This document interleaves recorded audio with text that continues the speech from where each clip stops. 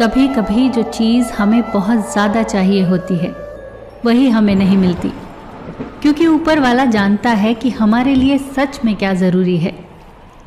ऐसे ही एक किसान की कहानी है जिसने अपने जीवन में एक विश्वास को सर्वोपरि रखा कि जो होता है अच्छे के लिए होता है। ऐसा नहीं था कि उसका जीवन परेशानियों से रहित था, कठिनाइयाँ थीं उसके जीवन में, पर उसका नज़रिया सकारात्मक था। उसे ईश्वर पर विश्वास था, उसे अपने कर्म पर विश्वास था। वो पूरी निष्ठा से कर्म करता और फल ईश्वर को समर्पित करता और कहता, जो ईश्वर करेगा वही मेरे लिए सबसे अच्छा होगा। उसका एक बेटा था और एक घोड़ा। घोड़ा उसकी जीविका का साधन भी था और किसान को बहुत प्रिय भी। एक दिन वो घोड़ा कहीं चला गया। किसान ने बहुत ढूंढा पर घोड़ा कहीं नहीं मिला। जब गांव वालों को ये बात पता चली तो वो किसान के पास उसे सांत्वना देने आए। सब ने कहा, कितना बुरा हुआ आपके साथ, सुना है आपका घोड़ा भाग गया है। अब क्या होगा आपका, आपकी तो किस्मत ही फूट गई। किसान चुपचाप सुनता रहा। उसने बस इतना ही कहा, जो होता है अच्छे के लिए होता है। उसके आगे उसने कहा, हमारी आत्मा की यात्रा की पूरी तस्वीर तो ईश्वर ही जानता है। हमारे पास तो केवल उस तस्वीर के कुछ हिस्से ही हैं।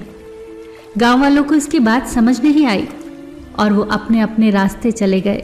कुछ ही दिन बीते और किसान का घोड़ा वापस आ गया और अपने साथ कई और घोड़े ले आया। फिर से गांव वाले इकट्ठे हुए और किसान से बोले, आपकी तो किस्मत ही चमक गई। कितना अच्छा हुआ आपके साथ।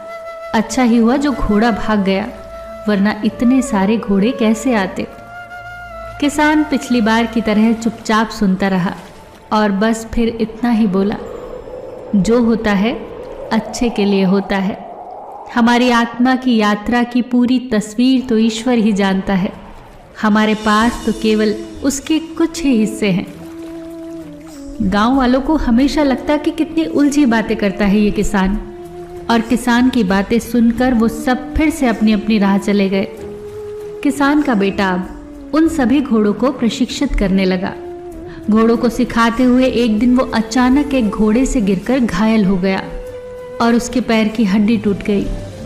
अब फिर से गांव वाले इकट्ठा होते हैं और फिर से कहते हैं वही तथाकथित सांत्वना के शब्द, जैसे अक्सर हमारे आसपास के लोग कहते हैं, कितना बुरा हुआ तुम्हारे साथ। ना वो घोड़े मिलते, ना ही तुम्हारे बच्चे